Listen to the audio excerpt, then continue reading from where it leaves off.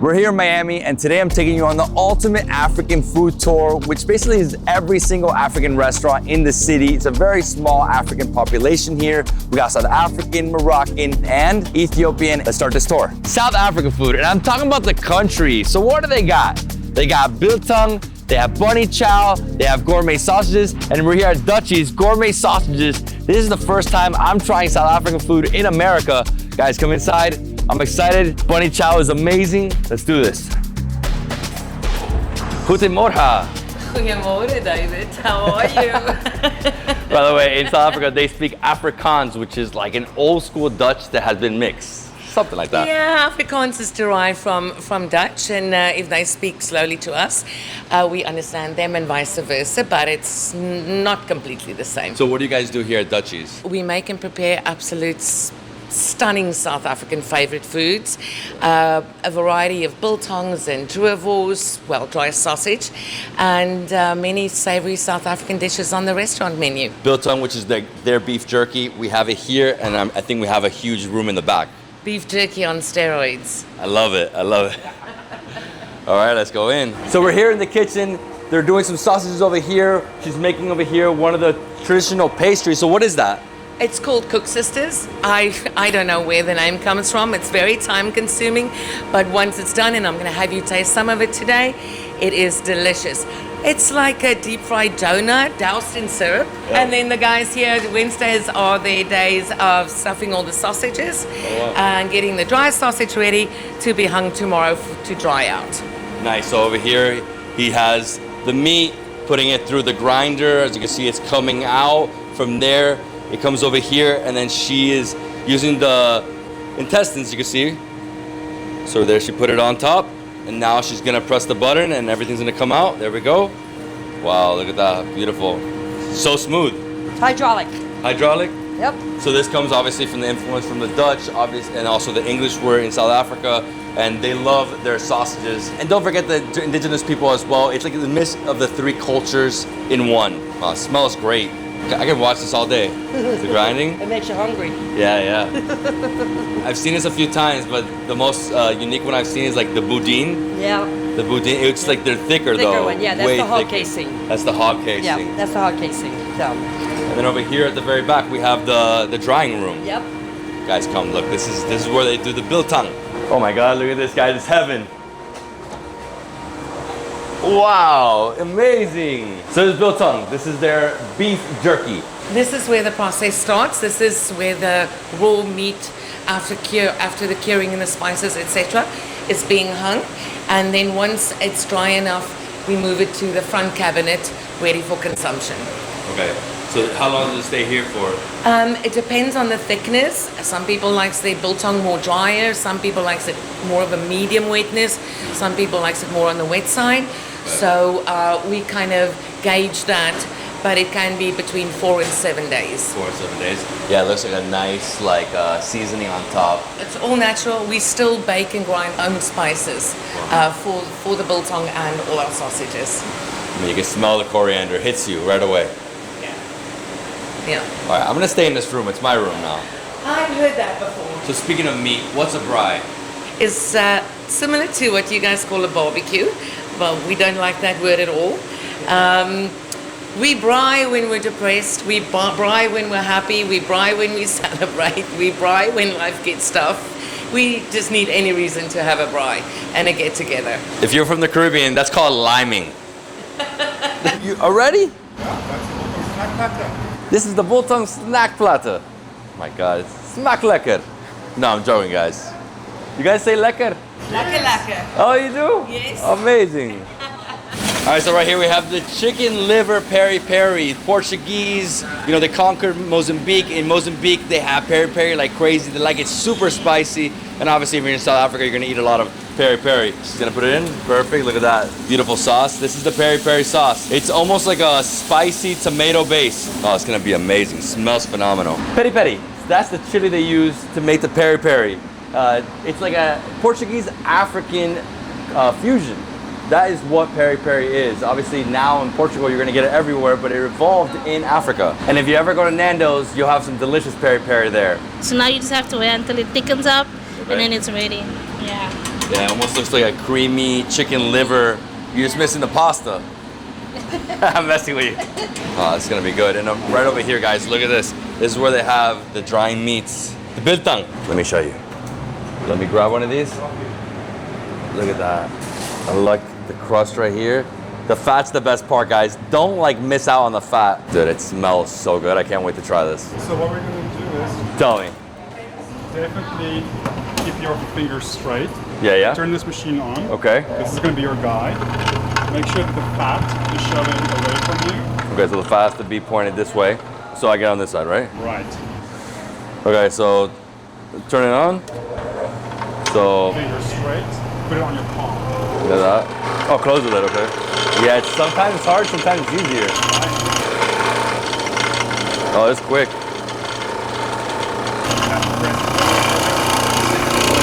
I'll try a piece from here. You just got your first biltong. My first biltong.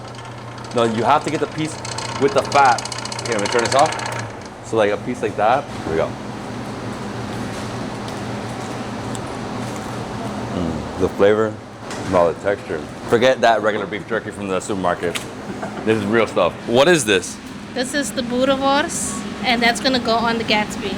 So is it like a blood sausage, like a darker sausage? No. So boerewors is our traditional sausage in South Africa. It's mixed with beef and pork and fat and a special seasoning. Got it. That's why the color is like this, because the mix. All right, so you're gonna add some butter to the bun, and you're gonna put it on the grill as well. Perfect. All right, so next up, we're gonna make the bunny chow. Throwing some butter in there, some caramelized onions. That Gatsby looks phenomenal, though. Nice fluffy bun. Oh yeah, that's that real sausage. Yeah. Done. Okay. She added some chutney alioli. Then we put the sausage, and now we're adding the caramelized onions. Wow, what a beautiful hot dog! Smells amazing. The caramelized onions is gonna give it a nice sweet crunch. Oh wow, what'd you add there? That's cowboy candy. What is this called? Cowboy candy, Cowboy candy. It's like jalapenos with spice on top, but it's sweet. but it's sweet. And over here, she's making the bunny chow. We have the lamb curry or curry lamb, however you want to say it. And then over here, what is this type of fries? Slap chips. Slap chips. And so what makes this is the vinegar, right? Vinegar. Look at that. I've never seen that vinegar on top of fries. You British. Yeah. So right here we have the bunny chow bread. You have to cut it. So always cut the top, and then you have to empty the inside, so hollow it out. Look at that. This is very distinctive for the bunny chow. So bunny chow is an Indian dish that was invented in Durban. Durban has the highest population of Indians outside of India in terms of one city, concentration of Indians. And they invented this incredible dish. So what are you gonna do? I'm gonna add the carrot relish. Carrot relish. Yeah. And this is for the bunny chow? This for the bunny chow. All right, so we're gonna add the lamb curry. Yep. Wow, look at that. Making some bunny chow today. South African dish. Man, look how the curry just like drips all over that bread. We're gonna go eat, but before we eat, let me show you this. I love this. A market. Over here, as soon as you walk in, you have all the amazing South African wines. For me, South African, Argentine, Southern Hemisphere wines are some of the best in the world, so we have a lot of selection over here. And then as you make your way through, these are different products from South Africa. You have some mix from England. Of course, we have the country, my favorite bar of all time. Right here we have Rooibos tea, which is from South Africa. Look at this. Obviously, they're all about the tea, very English in that sense. And right here we have South African chutney. You put this with your boerewors. This is an Indian influence. Again, a lot of Indians in South Africa. Oh, and right down here, we have super maize meal. So this is how you make pap, cornmeal. Every country has their own version of ketchup. This is not Heinz. This is all gold tomato sauce. It's a little sweeter than Heinz ketchup. The Rainbow Nation, the food tells the story of the people. Over here, we have bunny chow. Over 1 million Indians. And you know what? Gandhi actually lived in Durban for a while, so that's how strong their influence is. Over here, we have the boerewors. So this is the Dutch influence, Dutch sausage, but then we also have the fish and chips, or the chips for the English, the charcuterie board. So we have the bread, you have smoked meats, looks phenomenal, and then obviously the peri-peri for that, Portuguese African mix. We're starting with the star, the bunny chow. How do I even eat this thing? I guess I have to go in here, and they say it's lamb curry. God, I can't wait to try it. Woo!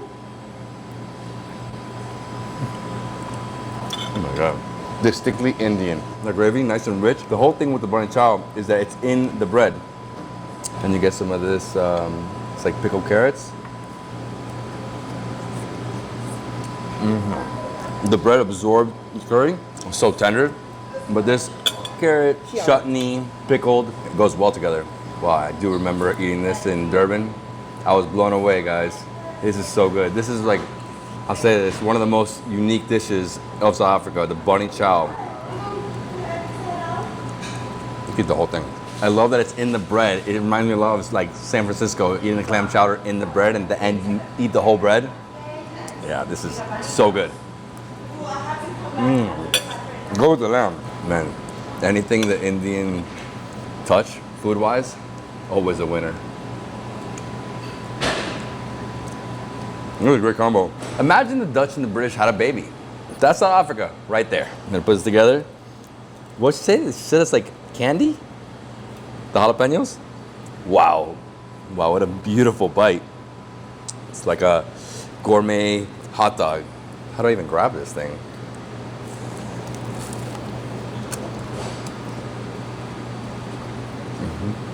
A little sweet, smoky. Oh my God, the caramelized onions, phenomenal.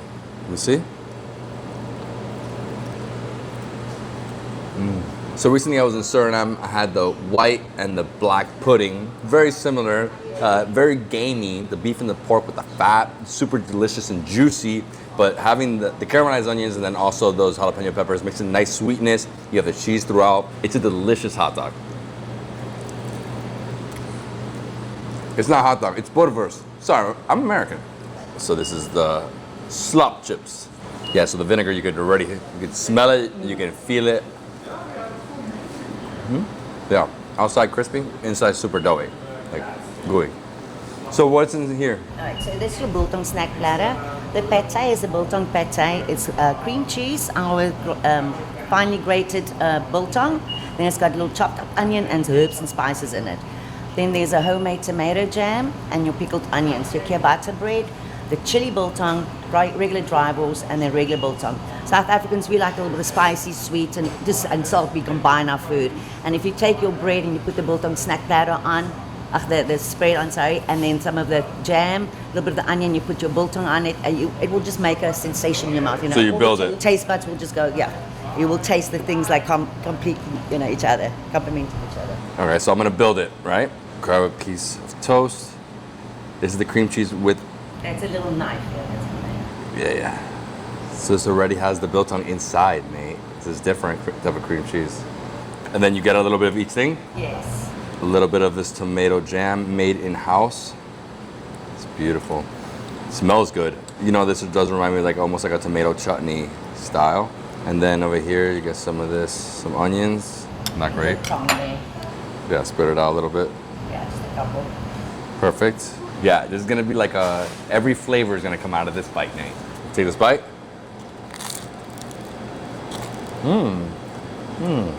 A tomato. Oh yeah.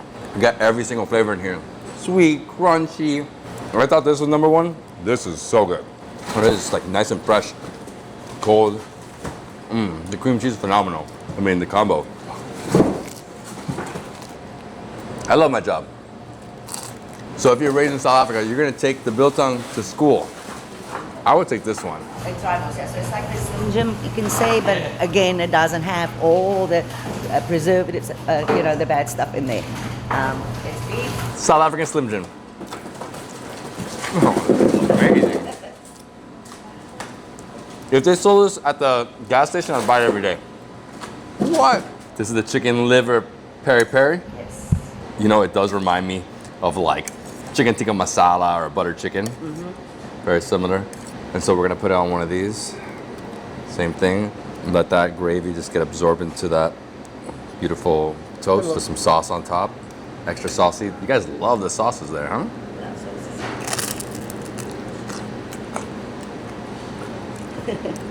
Creamy, irony. Obviously the chicken liver. Oh, this is so phenomenal. It's spicy. Whoa, the spice came out of nowhere. You asked Martin. I did ask for hot. I didn't know it was gonna be this hot.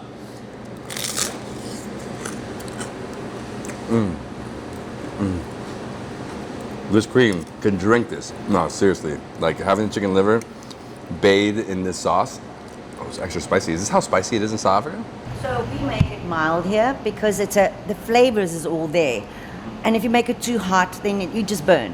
And I like rather mild because then you get all the different flavors again. When you eat, you get the, like you say, the creamy, and you get a little bit of spice, and you get the iron from the kidney. It's really delicious. But too hot, I don't enjoy it because I don't taste everything then. South African hot is hot. It's hot. Yeah. Scale of 1 to 10 heat level. Normal person, I would say probably like right here, like an 8 or a 9. For me, like a 6. Mark Wings, like a 2. I could eat this all day. I'm like a huge fan of gravies and curries. Wow, it's so spicy. It's so good. I'm getting myself ready for Mozambique. If you didn't notice, you would think this is like a chicken tikka masala. So right now we're cooking the Cook Sisters. All right, so now we're taking it out of the fryer and putting it into the sugar syrup. She's just letting it sit there a little bit, dunking it, and then she's gonna put it over here, let it rest. And do we eat this just like this? Like, comes just like a few of them together.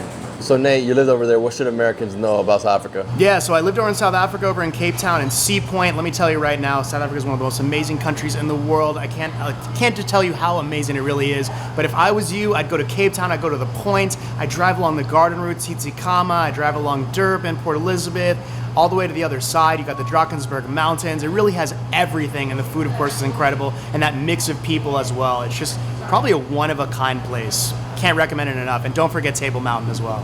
What's happening? Yes, rooibos tea that is unique to South Africa as well. It's like a herbal taste to it. Okay. The parents in South Africa, the mommies believe babies grow up with rooibos tea in their little milk bottles. You get rooibos tea with honey, and the kids don't drink anything else. And it's very healthy. And the Cook Sisters, you saw how they make the Cook Sisters. Oh wow, look at this, guys. So this Cook Sisters, some pungent ginger and some lemon. Here we go. Fried bread. I don't think I've ever tried this before in my life.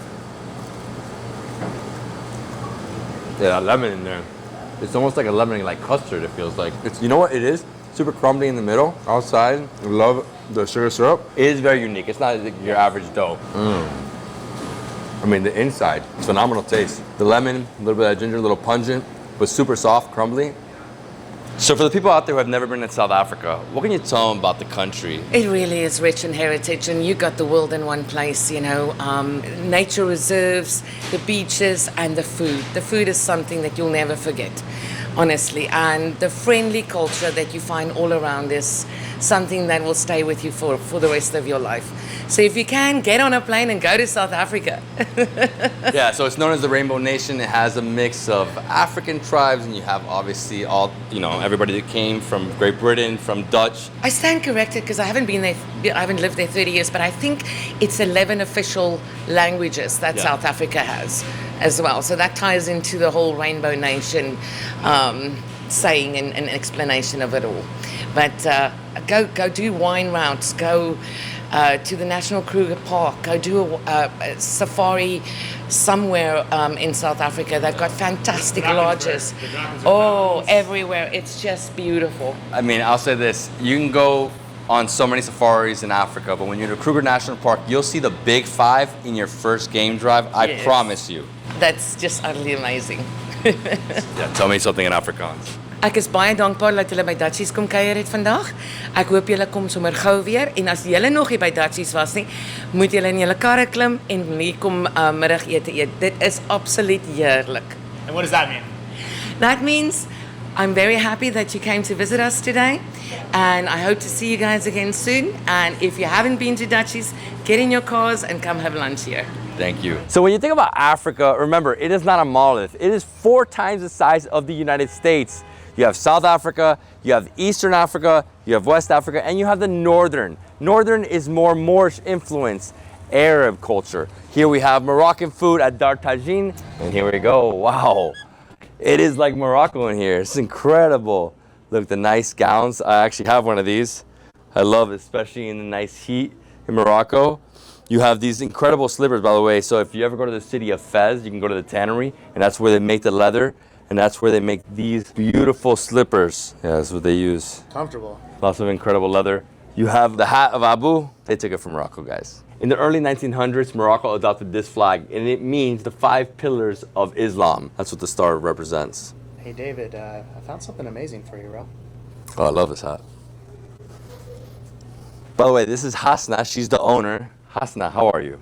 I'm good, thank you. So, what do you guys do here at Dar Tajine? We have different like tagines, the seafood tagines, half chicken tagines, beef tagines with the apricot, prunes, almonds. And what is Tajine? Tagine is clay pot where you cook the food. Is the name tagine. Yeah, it's in the clay pot. It's almost like this, right? They take it up. This one is just only for decoration. For show. If Yeah. you want to make like to put the dessert and some stuff there. Got it. Yeah, the vibe in here is so Morocco. All right, so I've been to Morocco 3 times in my life. Love Morocco. Hello. How are you? It smells phenomenal in here. All right, so here we have the tagine coming straight out of the oven. This is the half chicken tagine. This is the half chicken tagine. Yeah. Looks really hot. With the preserved lemon sauce. Remember, it's always in the clay And pot the for the green tagine. olives. The green olives. This And is here's the lamb shank tagine. lamb shank tagine. Oh, it looks freaking good. The different sauce. This one have prunes and almonds. Beef tagine. The beef tagine. So right now she's adding the prunes Yeah. and then some apricots. So she's gonna put the sesame. Yeah, you guys like sesame in Morocco, Sesame, right? yeah. Big sesame culture. Preserved lemon. Preserved lemon. Green olives. And then green olives. This one's a little tangier, I guess. Yeah, a little saltier. This one's only vegetable tagine with the green beans, carrot, and potato. So pure veg. Seafood tagine. Seafood tagine. It's like, Seafood tagine, have scallop, yeah, so scallops. shrimp, and mussels, and different sauce. And now we're gonna do the olives. So you're gonna cover it all? She covers every single one. Garlic, and the lentil, and the sauce, and the some bread is the name salmon Okay. here. So it's basically like a shredded bread with lentils and garlic on top. And then they're also gonna throw some chicken. Yeah, chicken as well. She's gonna just throw it right on top. This one seafood pastilla. So this one have tilapia, Seafood, shrimp, have fish. Yeah. I think she's gonna bake it. This one royal salad. But it's like a pie, right? It's a very Mediterranean salad. So we have couscous. Couscous is the national dish. Online, it is the national dish of Morocco.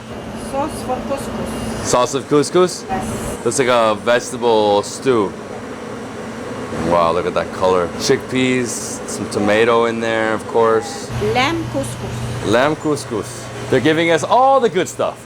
Wow, look at that. Couscous with the lamb shank. Who doesn't like that? Auntie, you're from Morocco, no? Yeah. Where in Morocco? Rabat. Rabat. Yeah, Rabat. You're from the capital. Yeah. All right, guys, let's go to the table. I'm gonna talk to you all about Morocco. This is our Moroccan feast. We have 5 tagines. We have the lamb shank, the beef, chicken, seafood, veg. We have rafisa. This is made for when somebody gives birth. The woman eats this after that, and it helps her back. And then over here, we have the national dish, couscous with lamb shank, my favorite. We have the bread.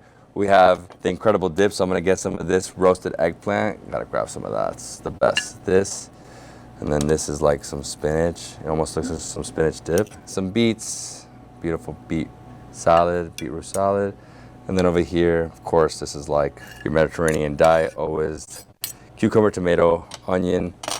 And really, I just gotta grab a little bit of everything. I think this looks too good. So the tagine in the clay pot, this is the beef.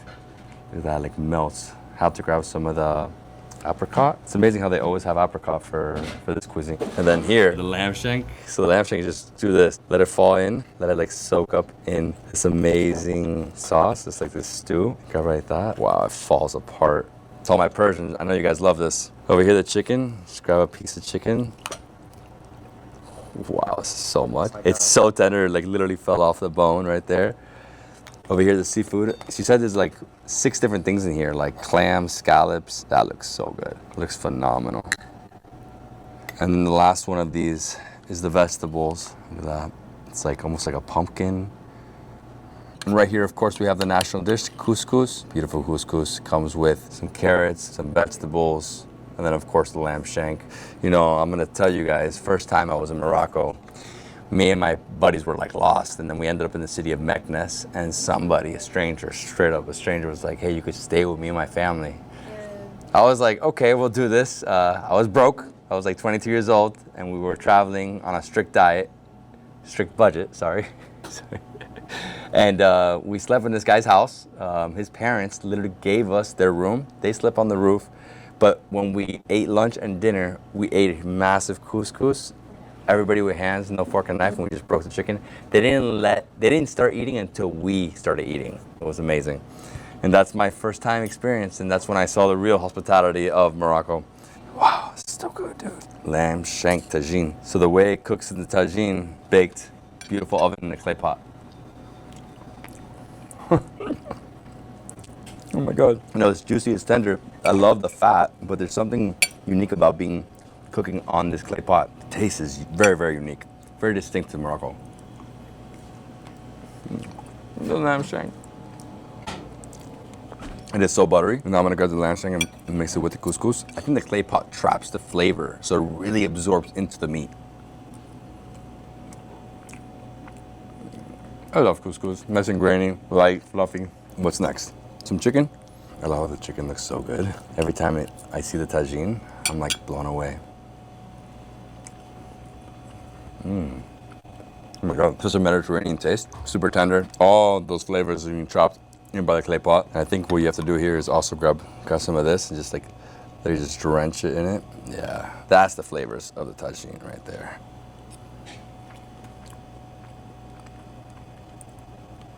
As I close my eyes, I'm in the city of Casablanca, walking the streets of the Medina. And right here we have their spicy sauce. This is harissa. You can see it's like almost like a red pepper that has been roasted. I personally love this. A little spicy. Add here some of this chicken. Oh, it's spicy. Right away it hits you. It's better of a spice though. It's more like a roasted pepperish taste with some oil. All right, spicy. And right here we have the roasted eggplant. Eggplant is king in the Mediterranean. I could eat this all day. Definitely a whole different taste compared to baba ganoush. I think baba ganoush has tahini in it. I don't know, I guess the roastedness of this eggplant is the difference. I don't know what to tell you, man. Food's too good. Look at this. So it does remind me of like a Turkish pide. Also in Greece, similar, right? It's like a little fluffy outside. You could feel it like that. Open it up. Or you could just stuff it with anything you want. So put some of that eggplant in there. I'm gonna put some of the lamb shank as well. You could literally just fill it up with everything.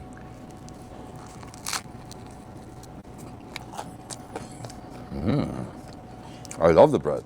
Definitely different than the Turkish pide. Fluffy inside, crispy outside. Definitely add something with sauce inside so it absorbs it all. Thank you. Moroccan cuisine has thousands of years of history. It's all about sweet and sour. Of course, the French were there, but before that, it was Jews, Berbers, the Ottomans. You already see the fusion of cuisines on the table. And it's super healthy. Remember that. And right here we have their beet juice.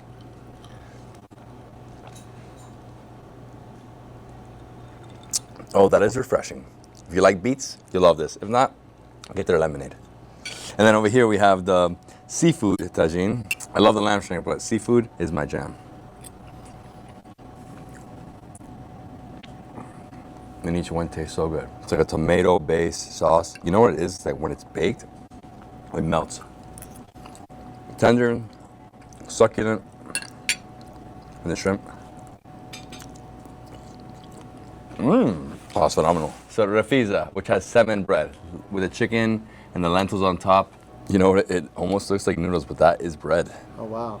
Yeah, right? So it always comes with chicken. You know, in Morocco, it's all about the meats, the poultry. Everything is chicken. That's the Ottoman influence. Nice bread. You know, it's definitely on more of a savorier side. Not too sweet, but great lentils. And of course, if you pair it with the chicken, I'm sure it gives an extra taste to it. And we have two of the bastilles. So this is the chicken bastille, and we also have the seafood bastille. So it is like almost like a seafood pie. Oh, I love the layers. Look at that. Beautiful. Let's try the seafood pastil.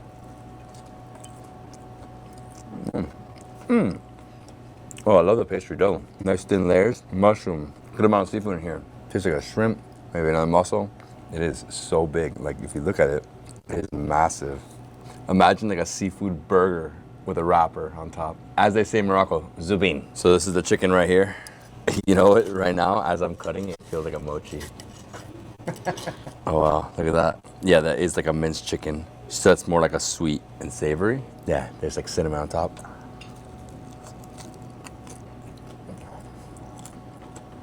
It is sweet and savory. You know what's crazy? It's chicken, but it can easily be a dessert. Moroccan tea is different. Now, when I tried Moroccan tea for the first time, I couldn't believe the mintiness of it. So different from the rest of the world. Yeah. This is the fresh green tea with the mint. Fresh green Moroccan tea. I can drink like 50 cups of this. Let's do it. How do you just know, huh? It's incredible. So we serve with the Moroccan desserts. Mm-hmm. It's a mixed Moroccan dessert. Almonds macaron with the rose flour. We have a walnut, coconut macaron, girga'a with chocolate, and dates, mamoul. Mamoun. Have a mixed, it come like a mixed. Riba with sesame almonds. Wow. So we come like a mixed Moroccan desserts. And this is how you usually finish your meal? The Yeah, tea it's and homemade. desserts? Yeah, so try. Oh wow, it smells so With good. the rose flour. The rose flower. Green tea with the mint. Oh my god, it's the best. I mean, I would drink this over water. Like, it's so good. You know, it's a little sweet, nice and minty. Yeah, I need another glass. I'm gonna try to do it myself. I didn't want to spill. Leave it for the pros. I love how you have the flag. So we have the flag right here. Moroccan flag. Chilling in Morocco. Aish al-Malik. Ashil Malik. Aish al-Malik. So for the people out there who have never experienced Morocco, what can you tell them about Morocco? Every city have different stuff, different decoration, different food, different, you know. Yeah. And I love you, King. Mohammed VI, we love your cuisine. This one's full of coconut. Nice. Sweet. Buttery. Oh wow, it really absorbed the tea. When you think of East African food, you think of Ethiopian food. And today we're here at Awash. Ethiopian food is one of my favorite cuisines on the planet. Come inside, we're gonna have some injera, and maybe some honey wine. They love that. As soon as you walk in, you'll see history of Ethiopia right here. You have paintings, beautiful. This is amazing. Lalibela, this is like the rock churches, incredible, over 1,000 years old. And over here we have some spices, we have coffee, we have like a coffee station over here. Very Ethiopian vibes. You know, they invented coffee, by the way. Hello, hello. The Durawat chicken right here, beautiful chicken. This is like one of the most famous dishes, the Durawat. So as you can see, she's mixing. So what's in the kitfo? So it's basically a herb butter mixed with spices such as barbare, mitmita, and kororima, which is like a specific type of spice for the raw meat. Yes, I've had raw meat like this in a few places around the world. Had a raw meat like this in Morocco, Lebanon, and first time in Ethiopia right now. Yeah, she just mixes some spices, so it's not so like purely raw, it's just more in there. Yeah, I was seeing videos online in Addis Ababa. People like get fed the raw meat. They feed you in the restaurant. She's building the injera plate. Oh, look at that, so right there. So on the bottom we have the injera. So that is their bread. You have the raw meat on top. It's gonna be great. And then she's gonna put some spices on the side. That's chili powder. That's chili powder? Yeah. Okay, now she's gonna add a bunch of stuff here. Almost looks like feta. It's homemade cottage cheese. It's homemade cottage cheese, so it's the same almost. So what was this one? This is zilzilwat, which is a beef stew. Zizid what? Yeah. That looks like eggplant. Beef stew as well. Beef stew as well? So that looks like two different dolls, right? This is red lentil, Red lentil, yellow split peas, yellow split peas, chickpea powder sauce, chickpea powder sauce. Yeah, this is very unique. Then over here some cabbage. cabbage. Yeah, the colors. Colorful. So vibrant. And some green beans. Yes, correct. Like some stewed green beans. Beautiful. Dawat, no? Darawat, yeah. Darawat. So now she's adding the beef tips. Dry beef tips. Wow, look at that plate. This dish is not complete without having injera all around it. I love how it is. It's like almost the the little thing that you put the water and just comes up. It looks the same. It does. Yeah. It's what I love about injera is that it soaks up everything. It almost looks like a salsa, just spicier. Yes, exactly. Spicy salsa, Ethiopian style. There you go. Look at the amount of injera right here. So you roll it And you just cut up into 4 little. and just cut it up. Yeah, this is definitely more of a spongy bread. Yes, exactly. And the reason that we didn't see them making it is because they do it in the morning. Look at that. Look at how elastic it is. It's almost like a spongy dosa. Exactly. I never had that, but exactly. All right, let's do it. Right. Wow, look at this. What a dish. And this is traditionally how you guys eat it, just like this, with hand? Yes, with your hand. That's the most important part. Perfect. And then over here is sambusa. Correct. So sambusa is like the Indian samosa. The difference is this has ground beef inside, and the Indian samosa is more potatoes or aloo. I'll tell you, this one reminds me more of like some of the ones I've had in Greece.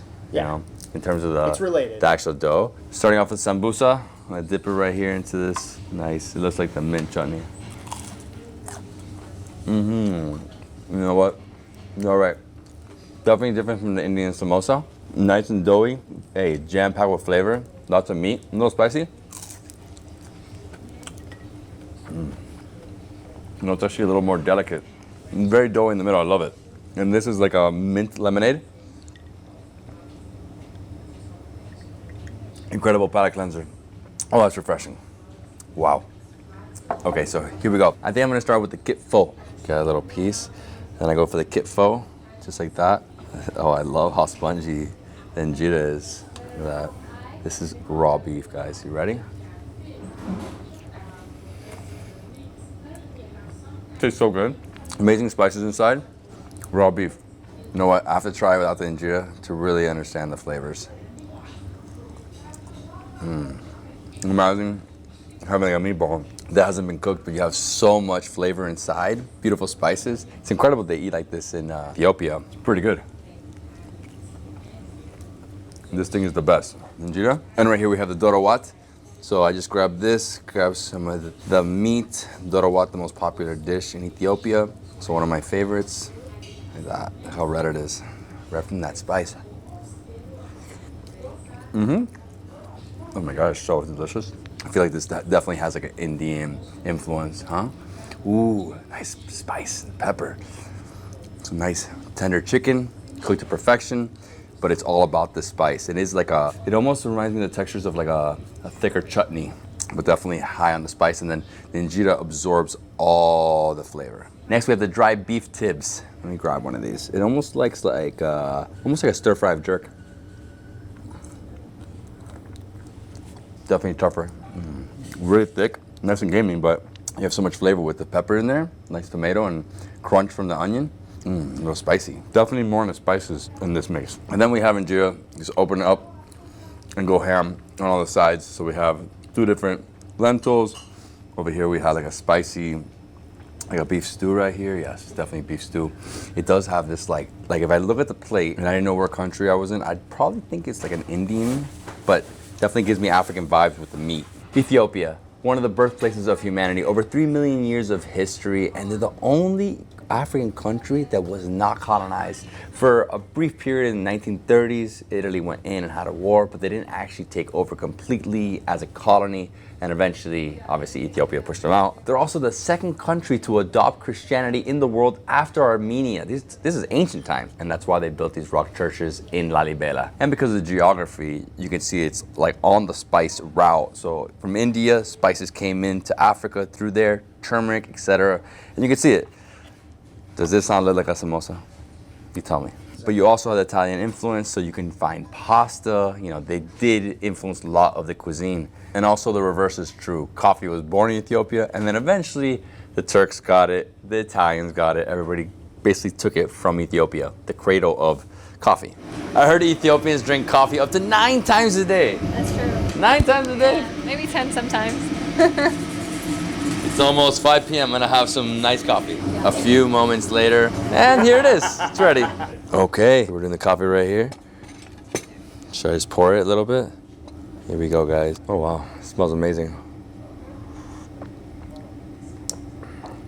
Definitely strong. What is that, cardamom? Not cardamom. It's a different type of spice. Okay, it's a different type of spice in there. But a lot of times people mix it up with cardamom. Yeah, it does have like a cardamom taste to it. Nice, roasted. Well, I shouldn't have too much of this at 5 p.m. You mean nine more cups, and then you're Ethiopian for real. 9 more cups. So, you know, I've been saying this a lot. It's not just about the food, it's about where you're eating it. And we're in this beautiful Ethiopian restaurant. I'm looking around and I'm literally like daydreaming that I'm at Addis Ababa. This coffee is delicious, very strong. Often they add cardamom, cloves, and even some chili pepper. And this one, you know, I said it earlier, I thought it was cardamom, but it's actually rue.